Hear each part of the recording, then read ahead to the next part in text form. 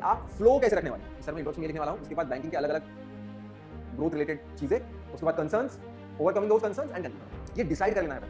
लिखूंगा जहां मैं बताऊंगा कि हिस्ट्री क्या है, मतलब बैंकिंग सेक्टर कहां से 14 पीएसबी से कैसे शुरू हुआ, कैसे आरबीआई तब से लेकर आज तक। कंक्लूजन जो है वो 30 वर्ड्स टू 40 वर्ड्स का होना चाहिए मैक्सिमम। आप कोई पैराग्राफ लिख रहे हो और आपके सबकॉन्शियस में है कि मुझे एंड वाला लाइन ना इस तरह से लिखना है कि नेक्स्ट पैराग्राफ उसको कनेक्टेड लगे, तो you are always under pressure. तो आपको क्या करना है,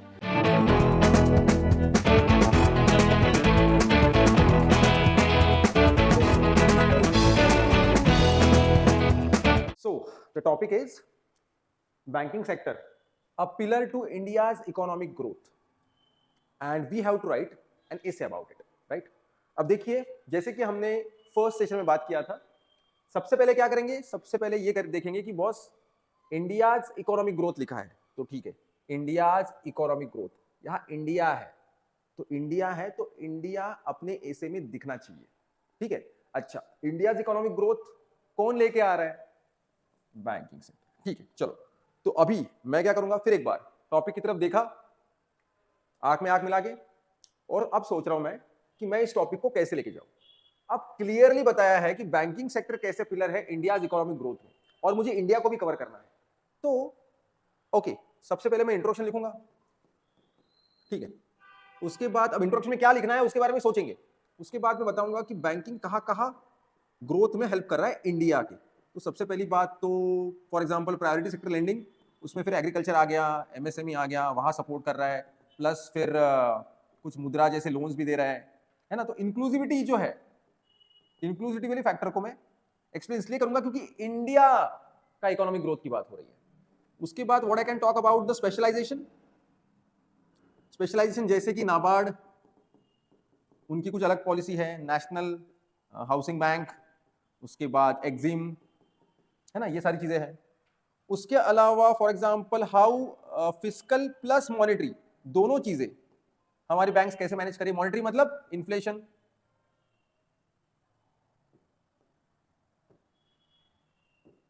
राइट, और फिस्कल में भी कभी कभी banks buy the government securities and lend money to the government, so fiscal भी सपोर्ट करती है, प्लस इसके अलावा टैक्स कलेक्शन में सपोर्ट करती है। उसके अलावा सब्सिडी जो है वो डिस्ट्रीब्यूशन में हेल्प कर रही है। तो मेरा एक पैराग्राफ इसके ऊपर जा सकता है कि कहां किस तरह से बैंक्स हेल्प कर रही है।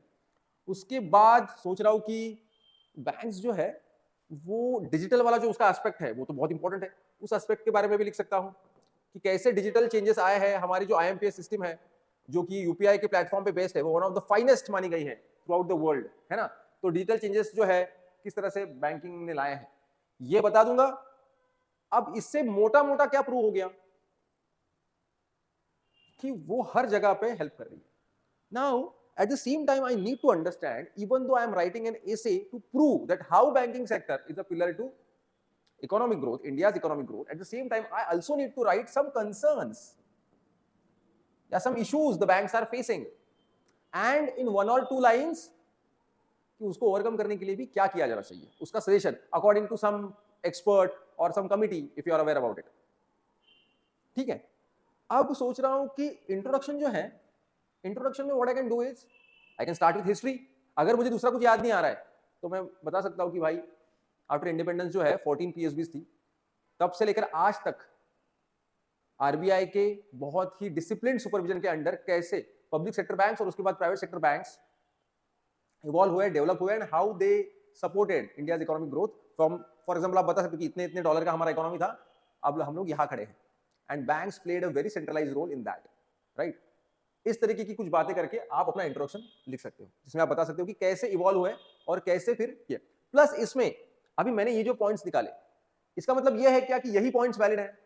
फॉर एग्जांपल इसमें मैंने जो माइक्रो फाइनेंस इंस्टीट्यूशंस है या फिर जो small financial banks like AU bank और बंधन बैंक, उनकी बात नहीं की है, उनको भी आरबीआई अच्छे से कंट्रोल करता है और वो भी हमारे इकोनॉमी का बहुत अहम हिस्सा है। इसमें मैंने एक्चुअली इंक्लूसिविटी में आप सेल्फ हेल्प ग्रुप के बारे में भी लिख सकते हो जिनको बैंक सपोर्ट कर रहा है।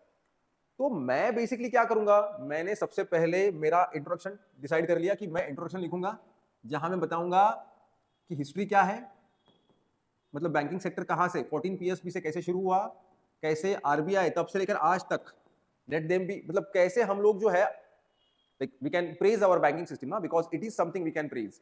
तो बता सकते हैं कि कैसे आरबीआई जो है आज भी कितने सारे ग्लोबल अप्स एंड डाउन्स आए, फिर भी हमारा बैंकिंग सेक्टर जो है वो सारे जो अप्स एंड डाउन्स में एकदम रेजिलियंट खड़ा हुआ है। क्यों? Thanks to the policies of RBI.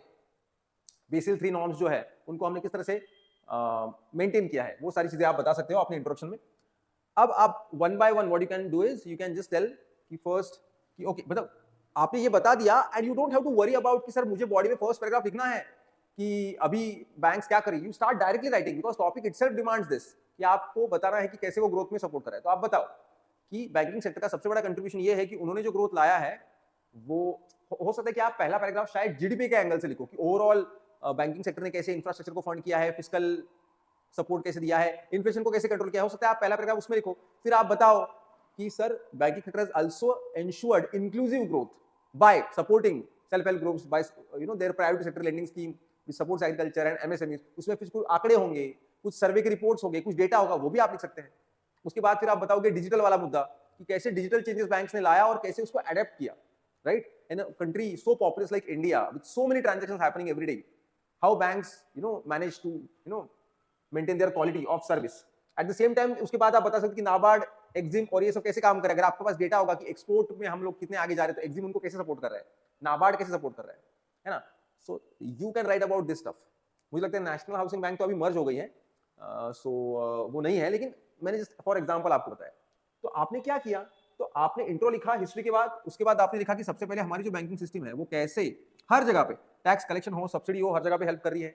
फिर आपने फिस्कल प्लस मॉनेटरी का लिखा, इन्फ्लेशन कंट्रोल करते हैं, है ना। मतलब you are writing about RBI here, I can understand, but still RBI with the help of banks only manages this, है ना। रेपो रेट कम ज्यादा करते हैं और उसके बाद हमारा इन्फ्लेशन जो है वो कंट्रोल में रहता है। उसके बाद आपने बताया इंक्लूसिविटी के बारे में, तो इंक्लूसिविटी का एक पैराग्राफ लिखा। अब क्या होता है, फॉर एग्जांपल अगर आपने ये पैराग्राफ खत्म किया, अब आपको लगता है कि सर अगला पैराग्राफ शुरू करने से पहले एंड में कुछ लिखे, डोंट वरी अबाउट।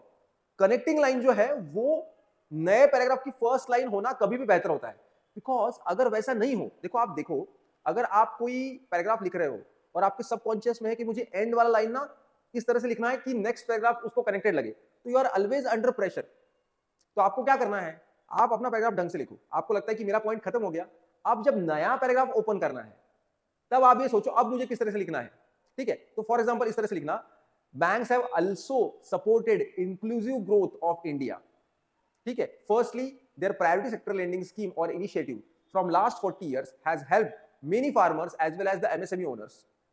फिर उसका कुछ डेटा होगा, तो एट द सेम टाइम फिर सेल्फ हेल्प ग्रुप को कैसे हेल्प किया है, वो जो सारी चीजें हैं, ठीक है। रिसेंट जो introduction of smaller finance banks है उन्होंने भी कैसे सपोर्ट किया है, you can write about all this things. ये होने के बाद then you are writing about the digital era. फिर आप फिर एक बार नए पैराग्राफ में नया सेंटेंस कि ये जो डिजिटल इरा है इसमें हमारे बैंकिंग सिस्टम में भी अडेप्ट किया है और बहुत बेहतर परफॉर्मेंस करके दिखाया। The best example of IMPS और what you can say UPI, ठीक है। तो ये सारी चीजों के बारे में आप बात कर सकते हो। और ध्यान में ये रखना है कि आपके कंक्लूजन की जो पहला ऊपर वाला पैराग्राफ है, मतलब second last para, last para तो कंक्लूजन लिख रहे हो आप, सेकंड लास्ट पैरा में still you are writing some of the concern banks are facing, कि कुछ ना कुछ तो कंसर्न्स है, ठीक है। तो वो जो कंसर्न्स है उनके बारे में आपने लिखा और फिर आप बता रहे हो कि उसके लिए क्या किया जाना चाहिए, वो भी 2 लाइन में बताओ। तो एक पैराग्राफ इस पे खर्च होना चाहिए। अगर आप सब सिर्फ अच्छा ही लिख रहे हो इसका मतलब आप पूरे पिक्चर को कवर नहीं कर रहे हो। तो ध्यान में ये रखना चाहिए कि अब लास्ट पैराग्राफ में भी फिर एक बार वही कनेक्टिंग लाइन जो है वो शुरुआत से होगी कि but there are some issues still the banks in India are facing, right. तो उसमें क्या क्या इश्यूज है और उसको ओवरकम करने के लिए क्या किया जाना चाहिए, ऐसा आरबीआई बोलती है या ऐसा कुछ एक्सपर्ट्स बोलते हैं, something like that, and then you conclude, ठीक है। तो हमने क्या देखा कि आपने इस तरह का इंट्रोडक्शन लिखा, फिर आपने अलग अलग पैराग्राफ्स में अलग अलग फंक्शनिंग बताया कैसे बैंक्स जो है वो अलग। अब ये क्यों इसको अलग करना है, ताकि ना एक डाइवर्सिटी दिखे। अब ये लिखते वक्त ना आप डेटा लिख सकते हो, एमएसएमई के रिलेटेड डेटा होगा, मुद्रा के रिलेटेड डेटा होगा, कितने लोगों को दिया है, कितने लोगों को फायदा हुआ, सेल्फ हेल्प ग्रुप का डेटा लिख सकते हो, इसके रिगार्डिंग कुछ डेटा होगा वो आप लिख सकते हो, डिजिटल इंडिया रिलेटेड कुछ डेटा होगा, you can right that, right. And then you write about the concerns plus how to overcome those concerns in the second last paragraph, and in the last paragraph you can just conclude. अब क्या है, conclusion लिखना है। अब सब कुछ अच्छा अच्छा बता दिया, थोड़े कंसर्न्स भी बता दिए, अब क्या करेंगे।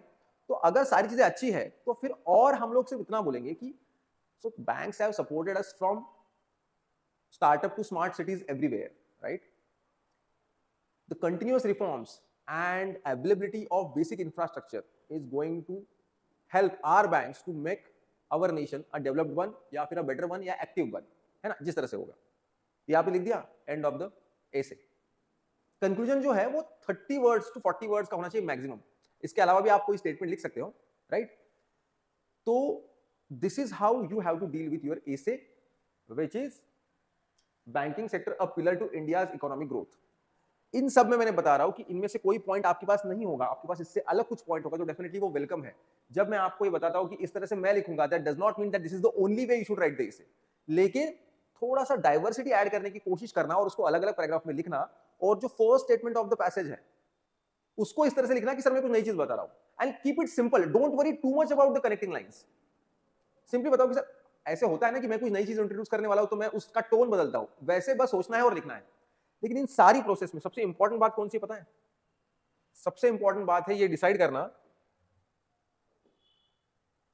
कि आप फ्लो कैसे रखने वाले हो, कि सर मैं इंट्रोडक्शन में ये लिखने वाला हूं, उसके बाद बैंकिंग के अलग अलग ग्रोथ रिलेटेड चीजें, उसके बाद concerns, overcoming those concerns and conclusion.